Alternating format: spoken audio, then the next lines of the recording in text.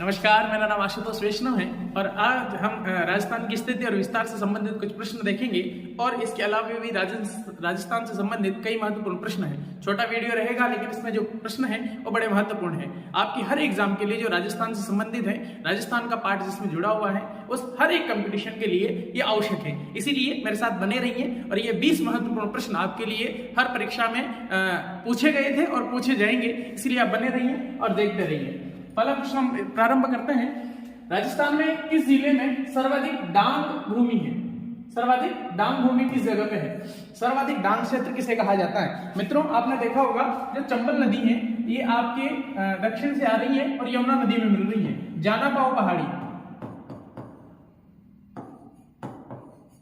जाना पाओ पहाड़ी एमपी में एक पहाड़ी है जाना पाओ, वहां से निकल रही है और आपके चित्तौड़गढ़, कोटा, धौलपुर, सवाई माधोपुर और करौली यहाँ पर ये होती हुई जा रही है। लेकिन करौली में जहां से चंबल नदी गुजर रही है वहां बड़े बड़े खड्डे ये कर देती है, तो इसीलिए डांग की रानी करौली को कहा जाता है। इसका जो ऑप्शन है वो होगा ए। अगला प्रश्न देखिए, जैसलमेर जिले की अंतरराष्ट्रीय सीमा कितनी है? जैसलमेर जिले की अंतरराष्ट्रीय सीमा कितनी है? कल हमने देखा था जैसलमेर जिले की अंतरराष्ट्रीय सीमा के साथ साथ हमने सभी जगह की अंतरराष्ट्रीय सीमाएं देखी थी, आपको ध्यान होगा। चलिए बताइए, ए होगा, बी होगा, सी होगा या डी होगा? ए होगा, बी होगा, सी होगा या डी होगा? ये आपका राजस्थान है और आपने देखा था कि आपका इस जगह पे जैसलमेर है, आपका जैसलमेर है और इधर पाकिस्तान है। तो ये जो सीमा है वो कितनी मिल रही है? आपका ऑप्शन है 228, 464, 168, 210। बताइए कौन सी है? 228 कहां की है? 464 कहां की है? जैसलमेर की है 464। सर्वाधिक सीमा बनाता है, सर्वाधिक सीमा जैसलमेर पाकिस्तान से बनाता है। 168 है बीकानेर की। 210 कहां की है? 210 सीमा कहां की है? चलिए बताइए 210 कहां की है? 210, 168, 464 श्रीगंगानगर, श्रीगंगानगर 210 की है, 168 बीकानेर की है, 464 जैसलमेर की है और अपनी 228 कहां की है? जो बाकी बचा है बाड़मेर, जी बाड़मेर की है, नोट कर लीजिएगा। अगला प्रश्न देखिए आपकी स्क्रीन पे है, राजस्थान का पश्चिम में अंतिम गांव कौन सा है? राजस्थान का पश्चिम में अंतिम गांव कौन सा है? राजस्थान का पश्चिम में अंतिम गांव कौन सा है? बताइए। राजस्थान में जो पश्चिम में अंतिम गांव है, कल आपको वीडियो में बिल्कुल अच्छे तरीके से बताया था कि पश्चिम में कौन सा गांव है, उत्तर में कौन सा गांव है, दक्षिण में कौन सा गांव है। ये आपका राजस्थान है और राजस्थान का पूछना है पश्चिम दिशा में, यानी पप्पू। मैंने कल बताया था आपको, प से पश्चिम और प से पूर्व, पप्पू बताया था। तो पश्चिम में जो गांव है उसका नाम है कटरा गांव। कौन सा गांव? उसका नाम है कटरा गांव। ये सम तहसील में पड़ता है कटरा गांव। ऑप्शन नंबर सी आपका सही होगा। सिलाना क्या है? सिलाना ये धौलपुर का सबसे अंतिम गांव है, आपकी पूर्व दिशा का सबसे अंतिम गांव है सिलाना।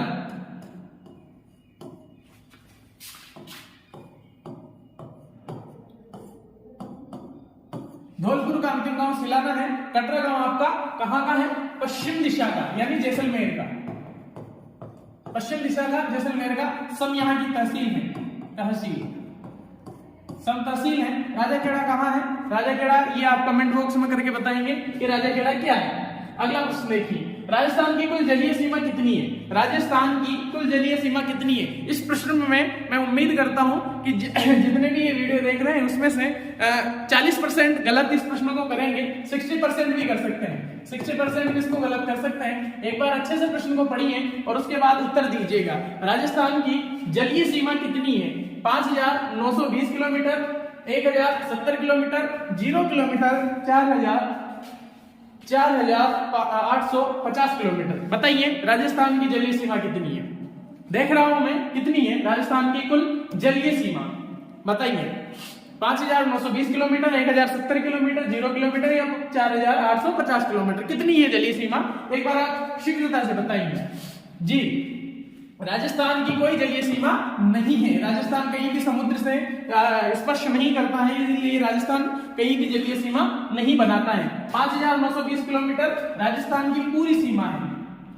राजस्थान की क्या है? पूर्ण सीमा है, यानी हम राजस्थान को जब पार करेंगे, कल हमने पढ़ा था बड़ी अच्छे तरीके से, बड़ी शानदार तरीके से कि राजस्थान में श्रीगंगानगर से लेकर के अपन पूरी परिक्रमा लगाते हैं तो 5920 किलोमीटर 5,920 किलोमीटर को हमें परिक्रमा लगानी है। और सर यदि हम केवल अंतरराष्ट्रीय सीमा देखते हैं तो कितनी है, 1070 किलोमीटर है। 1070 किलोमीटर क्या है, ये अंतरराष्ट्रीय सीमा है। 5,920 किलोमीटर ओवरऑल सीमा है, और अंतरराष्ट्रीय सीमा में से अगर 1070 माइनस कर दे तो 4,850 किलोमीटर बचेगा।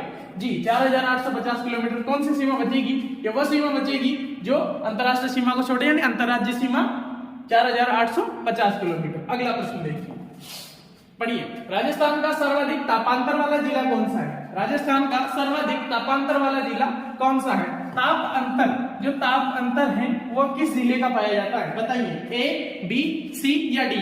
ए, बी, सी या डी, कौन सा होगा? जैसलमेर होगा, चूरू होगा, नागौर होगा या बांसवाड़ा होगा? जैसलमेर होगा, चूरू होगा, बांसवाड़ा होगा या नागौर होगा? कौन सा है सर्वाधिक तापांतर वाला जिला? जी हाँ, चूरू इसका सही आंसर है। जी हाँ, चूरू इसका सही आंसर है, क्योंकि चूरू में जब सर्दी पड़ती है तो बहुत ज्यादा कम सर्दी पड़ती है, गर्मी पड़ती है तो बहुत ज्यादा सर्दी पड़ती है। सबसे ज्यादा सर्दी यहाँ पड़ती है और सबसे ज्यादा गर्मी यहाँ पड़ती है। एक मैं प्रश्न आपसे पूछना चाह रहा हूँ, कमेंट बॉक्स में उत्तर दीजिएगा। प्रश्न ये है कि राजस्थान का सबसे ठंडा शहर कौन सा है? राजस्थान का सबसे ठंडा शहर कौन सा है? एक प्रश्न और साथ के साथ लिख लीजिए कि राजस्थान का सबसे गर्म शहर कौन सा है? राजस्थान का सबसे ठंडा शहर कौन सा है और राजस्थान का सबसे गर्म शहर कौन सा है? कमेंट बॉक्स में उत्तर लिख के दीजिएगा। चलिए, राजस्थान का अधिकांश भाग किस जलवायु कटिबंध में स्थित है? राजस्थान का, ये बड़ा अच्छा प्रश्न है और इस प्रश्न से आपके कई सारे प्रश्न हल हो जाएंगे। राजस्थान का अधिकांश भाग किस जलवायु कटिबंध से संबंधित है? कटिबंध से संबंधित कई बच्चों के प्रश्न आते हैं और वो कंफ्यूज होते हैं, कौन कौन से है? देखिए, राजस्थान के अधिकांश भाग किस जलवायु कटिबंध में स्थित है? चलिए देखिए, समझिएगा साथ साथ। ये हमारी पृथ्वी है, ग्लोब इसे बोलते हैं। इसमें एक रेखा खींच रखी है जिसको हमने भूमध्य रेखा दे रखा है नाम, भूमध्य रेखा। इस भूमध्य रेखा पर सूर्य सीधा चमकता है। कैसा चमकता है? सीधा चमकता है। 5 डिग्री उत्तर, 5 डिग्री दक्षिण। ये 5 डिग्री उत्तर, 5 डिग्री दक्षिण, यानी ये जो 10 डिग्री है यहां पर क्या है, इसको डोलड्रम पेटी बोलते हैं। डोलड्रम पेटी पाई जाती है। यहाँ पे सबसे ज्यादा सूर्य सीधा चमकता है, इसीलिए इसको क्या बोलते हैं? उष्ण कटिबंधीय क्षेत्र ही आता है। क्यों? क्योंकि यहाँ पे सूर्य सीधा चमकता है, ऊपर जाएगा तब भी सीधा रहेगा, नीचे जाएगा तब भी सीधा रहेगा, लेकिन यहाँ पे 12 महीने सूर्य उपस्थित रहता है, इसीलिए इसको डोलड्रम पेटी कहा जाता है, उष्ण कटिबंधीय क्षेत्र कहा जाता है। इसके ऊपर अपन कर्क रेखा में चले या फिर नीचे मकर रेखा में चले, और इधर इसके अगर बिंदु में चल जाते हैं तो बिंदु में पाया जाता है शीत। यहां तो पाया उष्ण और यहां बिंदु में पाएंगे शीत कटिबंध। यहां पे भी शीत कटिबंध। क्यों? क्योंकि यहां पर सूर्य जा ही नहीं पाता है, प्रकाश भी यहाँ 6 महीने जाता है और 6 महीने यहाँ अंधकार रहता है। इसीलिए बाल गंगाधर तिलक ने कहा था कि जो आर्य लोग थे ये उत्तरी गोलार्ध से आए थे, यहां से आए थे। क्यों आए थे? क्योंकि ये 6 महीने की यहाँ रातें होती थी और 6 महीने के दिन होते थे। यहाँ सूर्य नहीं पहुंच पाता है। जब सूर्य कर्क रेखा में होता है तब यहाँ पर प्रकाश होता है 6 महीने, और जब सूर्य मकर रेखा पे चला जाता है तब यहाँ पर अंधकार रहता है 6 महीने। तो मित्रों, हमारा जो भारत देश है, हमारा जो प्यारा भारत देश है, ये कर्क रेखा पे स्थित है। वहीं हमारा जो राजस्थान है कर्क रेखा के ऊपर की साइड पे स्थित है। केवल 2 जिले राजस्थान के, कल मैंने बताया था, डूंगरपुर और बांसवाड़ा। 26 किलोमीटर की सीमा, 26 किलोमीटर की रेखा राजस्थान से गुजर रही है। तो केवल 2 सीमा इस यहां पर स्थित है कर्क रेखा पर। तो यहां पर कौन सा ये पाया जाएगा? तो इसको मित्रों नाम दिया है शीतोष्ण कटिबंध। यहाँ पर गर्मी भी है और सर्दी भी है, शीत भी है और उष्ण भी है, सर्दी भी है, गर्मी भी है। इसीलिए राजस्थान में अधिकांश भाग पर किस जलवायु पाई जाती है? कौन सी जलवायु पाई जाती है? शीतोष्ण कटिबंध जलवायु, याद रखिएगा। चलिए अगला प्रश्न देखते हैं। न्यूनतम वन रिपोर्ट 2021 के अनुसार राज्य में सर्वाधिक व न्यूनतम वन क्षेत्र वाला जिला, वन क्षेत्र प्रतिशत वाला जिला, देखिएगा, ध्यान से देखिएगा, वन क्षेत्र प्रतिशत वाला जिला निम्न में से कौन कौन सा है? क्रमशः कम भी बताना है और ज्यादा भी बताना है, कम भी बताना है और ज्यादा भी बताना है। जी हाँ, यहाँ पर उदयपुर और जोधपुर इसका सही आंसर है। चलिए अगला प्रश्न। माही नदी पर निम्न में से कौन सा बांध बना है? माही नदी पर निम्न में से कौन सा बांध बना है? माही बजाज सागर, कागदी पिकअप देना, कनाडा बांध या उपयुक्त सभी? एक बार बताइए, माही बजाज सागर बंधा है माही नदी पर। जी, माही सागर अगर इसका नाम है तो ये तो जरूर बंधा होगा। कागदी पिकअप डैम भी इसी पे बना हुआ है। कनाडा बांध ये भी बना हुआ है, यानी इसका आंसर होगा उपयुक्त सभी। ये तीनों बांध किस नदी पर है? माही नदी पर। अगला प्रश्न देखते हैं। क्षेत्रफल की दृष्टि से राजस्थान का प्रथम कब हुआ? अच्छा, बड़ा अच्छा प्रश्न है। देखिएगा कि जो राजस्थान को हम कहते हैं कि क्षेत्रफल की दृष्टि से भारत का सबसे बड़ा राज्य है, वो प्रथम वह राज्य कब बना? 30 मार्च 2000 को, 1 नवंबर 2000 को, 26 जनवरी 2000 को या 15 अगस्त 2000 को? बड़ा अच्छा प्रश्न है और माध्यमिक शिक्षा का फेवरेट प्रश्न है। एक बार बताइएगा, हाँ, क्षेत्रफल की दृष्टि से राजस्थान का प्रथम कब हुआ? बताइए, शीघ्रता से बताइए। राजस्थान, जिसे हम कहते हैं कि क्षेत्रफल में सबसे बड़ा भारत का राज्य है, वो राजस्थान है। वो कब हुआ? 30 मार्च को नहीं, 30 मार्च को तो हम राजस्थान क्या दिवस मनाते हैं? 1 नवंबर को राजस्थान स्थापना दिवस मनाते हैं और 1 नवंबर 2000 को ही राजस्थान का क्या हुआ था?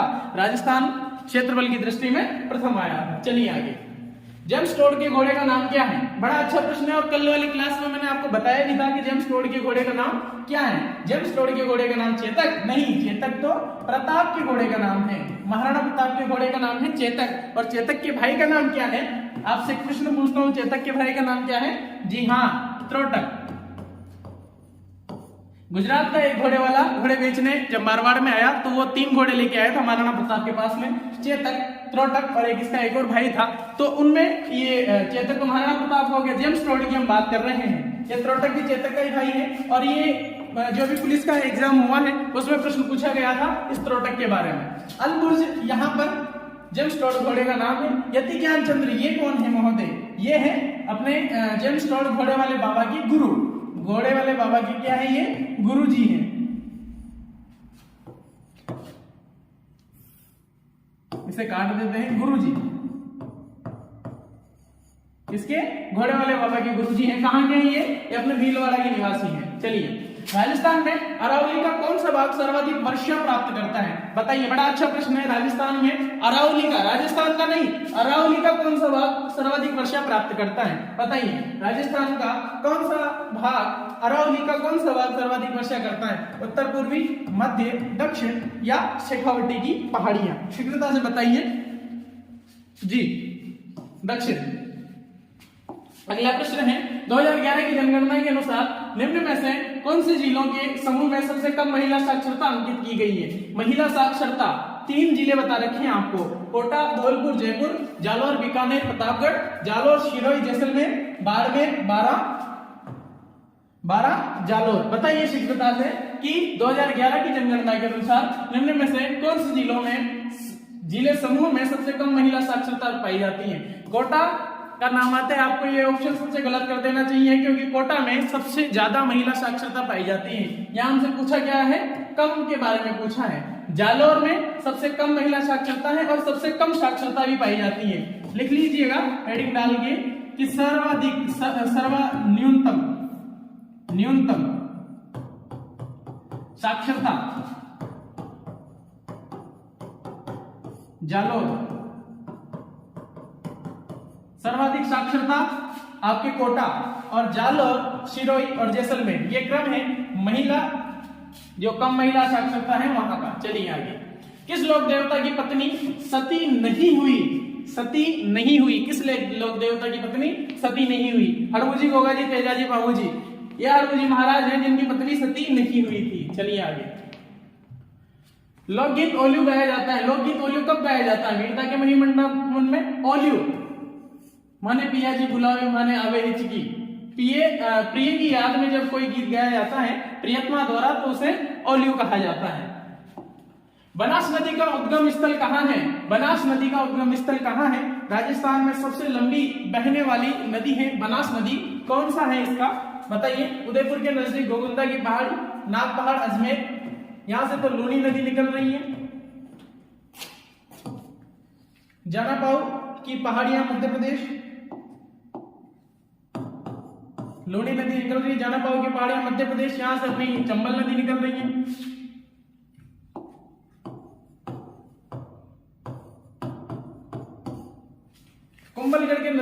और की है। चलिए, झला गीत स्त्रियों द्वारा कब गाया जाता है? झला गीत स्त्रियों द्वारा कब गाया जाता है? गोवा पूजन पे, जलजूल एकादशी पर, वर की बारात का डेरा। जी हाँ, वर की बारात का डेरा जब आ जाता है तो जो वधु होती है उसकी सहेलियां उसको दूल्हे को देखने जाती है, उस टाइम पे झला गीत गाया जाता है। सुम्मेलित नहीं है, कौन सा सुम्मेलित नहीं है? इधर सहायक, इधर तो नदी दे रखी है और इधर सहायक नदी दे रखी है, सहायक नदी दे रखी है। बताइए, बनास कोठारी, बनास नदी की सहायक नदी कोठारी, माई नदी की सहायक नदी सागी और चंबल नदी की पार्वती, लोनी की सूकड़ी, लोनी की सूकड़ी, चंबल की पार्वती, माही की सागी और बनास की कोठारी। जी हाँ, ये सागी माही की नहीं है, कौन सी है? जाखम नदी। जाखम नदी किसकी है? जाखम नदी किसकी है? माही नदी की है। और जाखम बांध बना हुआ है इस पे, राजस्थान का सबसे बड़ा बांध 81 मीटर का। जी हाँ, 81 मीटर का जाखम बांध जाखम नदी पे बना हुआ है और माही की वो क्या है? सबसे सहायक नदी है। चलिए आगे। कवि चंद्रप्रदाय का अन्य नाम क्या था? कवि चंद्रप्रदाय का अन्य नाम क्या था? आशा, धर, विश्वस्वरूप, भंड और पृथ्वी भट्ट। क्या नाम था? जी हाँ, पृथ्वी भट्ट। चंद्रप्रदाय ने एक रचना लिखी थी, क्या नाम था इसका? बताइए, कमेंट करके बताइए। मैं आपको देखना चाहता हूं कि चंद्रप्रदाय ने कौन सी रचना लिखी थी। जी हाँ, बताइए। जी, पृथ्वीराज रासो, पृथ्वीराज रासो। चलिए अगला प्रश्न देखते हैं। 7 सहेलियों का मंदिर कहाँ स्थित है? 7 सहेलियों का मंदिर कहाँ स्थित है? सहेलियों की बाड़ी उदयपुर में है। सहेलियों की बाड़ी कहाँ है? सहेलियों की बाड़ी कहाँ है? सहेलियों की बाड़ी, सहेलियों की बाड़ी उदयपुर में है। लेकिन ये पूछ रहा है कि 7 सहेलियों का मंदिर कहाँ है? पिलानी में है, भीनमाल में है, झालरा पाटन में है या नागदा में है? नागदा में आपका सहस्त्र बाहु का मंदिर बना हुआ है, सहस्त्र बाहु। इसे सास बहू का मंदिर भी बोलते हैं।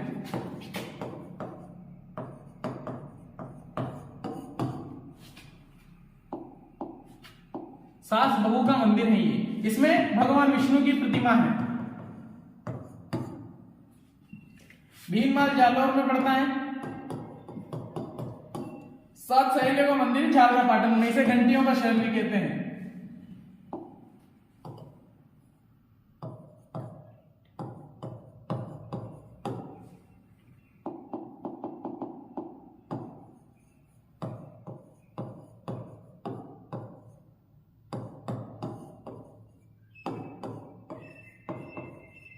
घंटियों का शहर। झालरा पाटन में एक मंदिर में जिसे सूर्य मंदिर कहा जाता है। चलिए आगे चलते हैं। राई नृत्य संबंधित है। राई नृत्य किससे संबंधित है? ए, बी, सी या डी? जशनाती, भील, गुजर या माली? राई नृत्य किससे संबंधित है? ये अंतिम प्रश्न है। आगे की जो वीडियो है वो हम अगली इसमें डालेंगे। आगे का जो भी जितने भी प्रश्न है, महत्वपूर्ण प्रश्न है, इनका बार बार रिवीजन कीजिएगा। आपके कंपटीशन एग्जाम में इनमें से आपको कुछ प्रश्न देखने में जरूर मिलेंगे। बताइए, राई नृत्य संबंधित है जशनाती, भील, गुजर या माली? किससे संबंधित है? जशनाती किससे है? ये तो अपना जो जसनाथ संप्रदाय है, जसनाथ संप्रदाय। इस संप्रदाय को मानने वालों को विष्णोई कहा जाता है। भील, जी हाँ, राई नृत्य भील जाति से संबंधित है। गुजर का चरी नृत्य। और माली जाति फूल बेचने का काम करती है, इसका ये नहीं है। भील ये इसका सही आंसर होगा। Thank you for watching. आपने इस वीडियो को देखा और समझा, और इसके साथ थे प्रश्न BC, लेकिन उसके अलावा भी कई सारे प्रश्न थे। बने रहिए हमारे साथ में, इसी तरह चलते रहेंगे, बढ़ते रहेंगे और राजस्थान को इसी प्रकार से अपने हाथ में करते रहेंगे। बहुत बहुत धन्यवाद।